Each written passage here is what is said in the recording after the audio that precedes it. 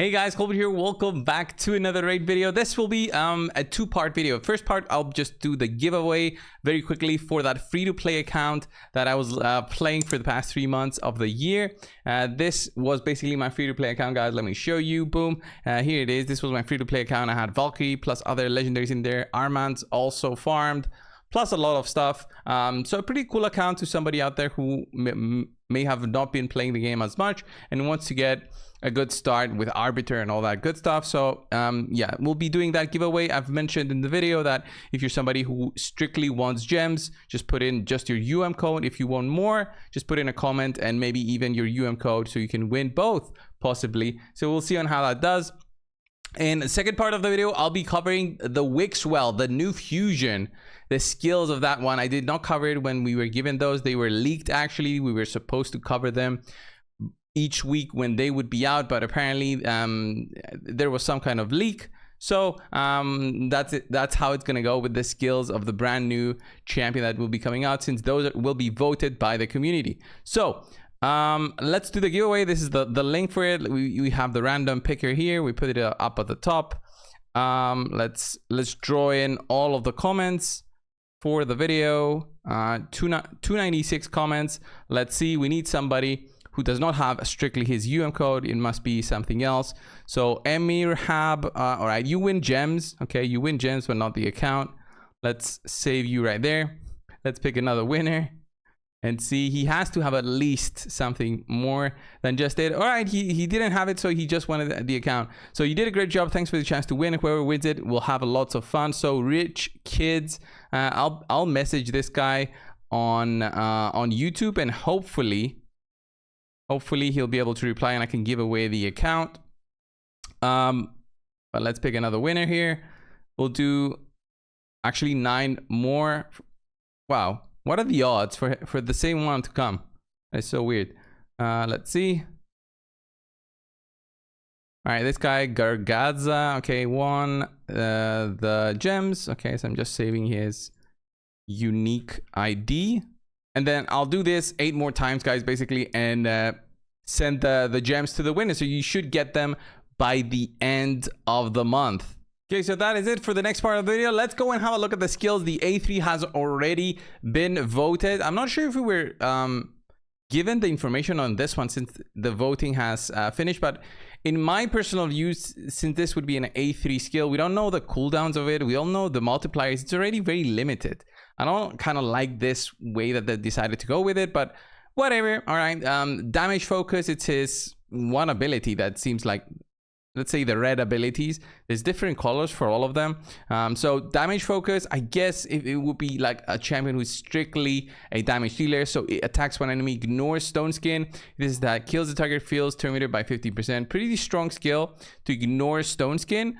But again, you're not ignoring ally protect, you're not ignoring shields. So it's very difficult to actually do something other than just ignoring stone skin. It's all the other stuff that also adds up. Then the next one, defense focus, places 2 intercept stacks on a target ally. So if I'm not mistaken, the way that intercept buff is going to work, it's going to be a brand new buff.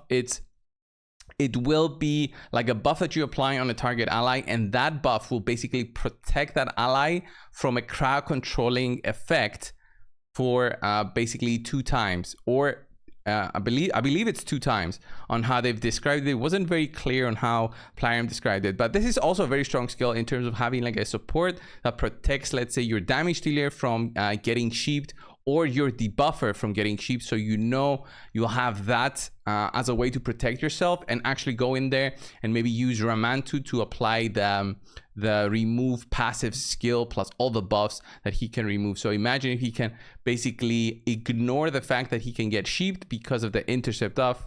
That's going to be very good. So increase defense and shield on all allies, and then a shield that's proportional to this champion's defense. That is pretty huge in terms of just overall support. So I think the A2 will probably be the one voted up comparing to the other skill here, but again, it depends on the multiplier for the A3 being damage focused.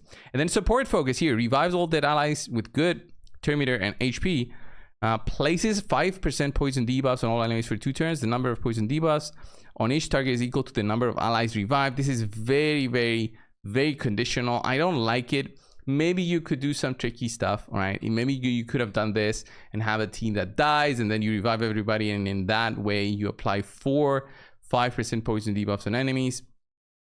Would that be really worth it? It could be used for soloing stuff, I guess, but we don't need more of that. We need more unique supports and damage dealers. So the red and the green ones would be the best ones, right? In my eyes, at least. I think that the green one is the one that's going to get voted or got voted already.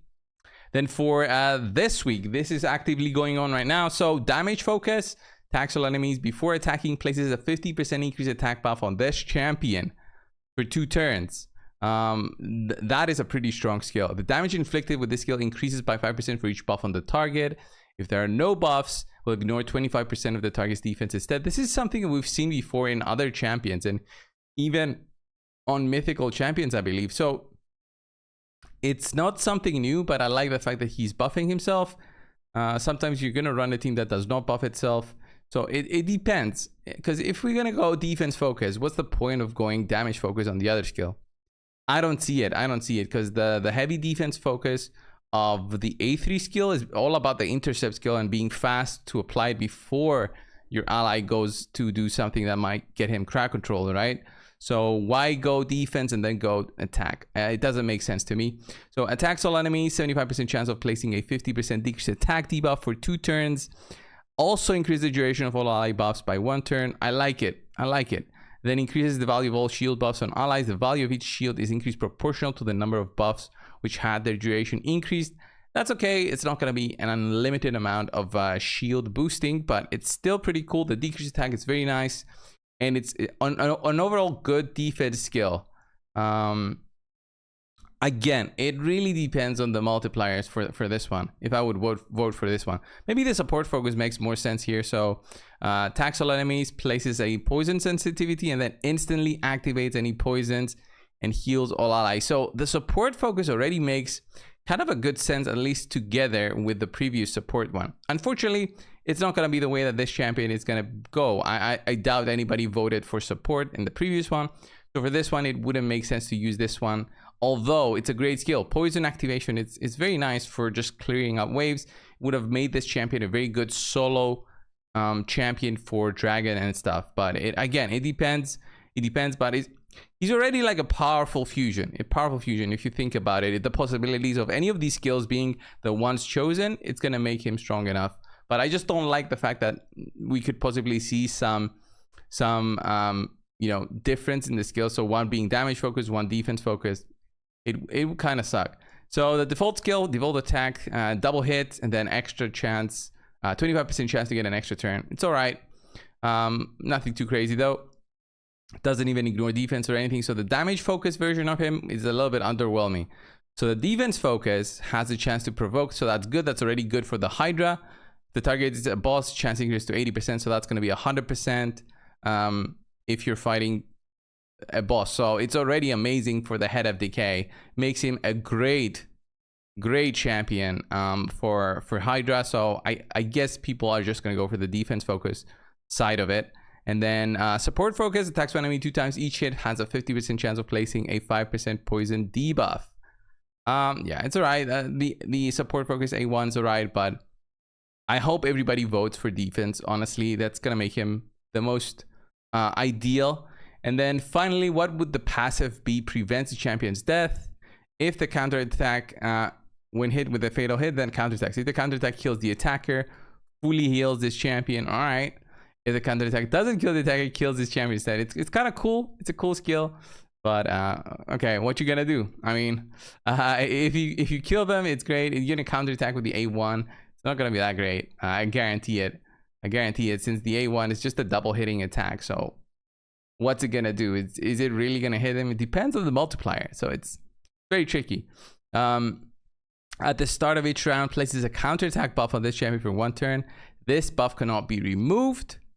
At the end of this champion's turn, places a counterattack buff on them for 1 turn.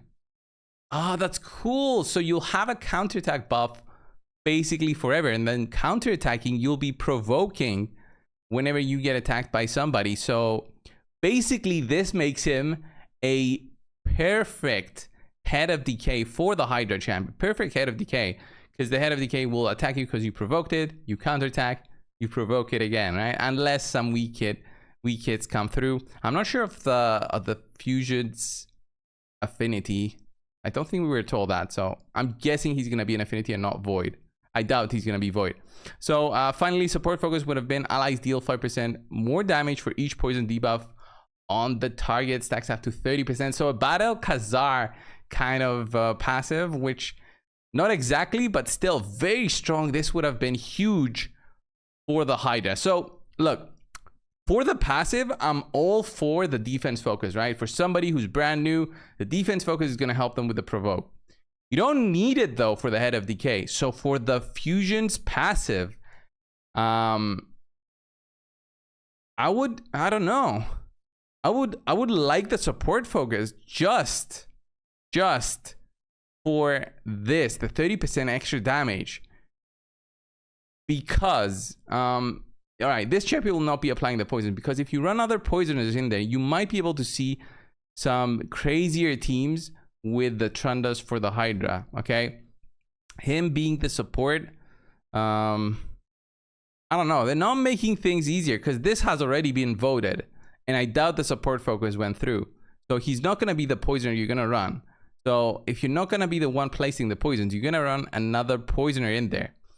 Some teams with the Trundas guys, they use a Battle Khazar in a protection set, because the protection set on a 9 piece bonus provides damage based on the buffs that you have also. So if you have a Battle Khazar in there, you'll be applying poisons. Those poisons will also be helping through with the support focus here that we have. But honestly, you need to have a full stack of poisons for it to really matter, right? So yeah, it gets interesting. It gets interesting on how this guy is going to be. It's probably going to be all defense focus that gets voted. My view is that do not risk it with voting for support focus, even though it sounds good on paper. I think the counterattack buff being on this champion basically forever is a must. He's going to be a great champion to be tanking the Head of Mischief, Head of Decay. The counterattack buff is going to force the Head of Mischief to attack him all the time. So you give him high resist, give him high accuracy to apply the provoke. It's going to be fantastic. He's going to be a great support.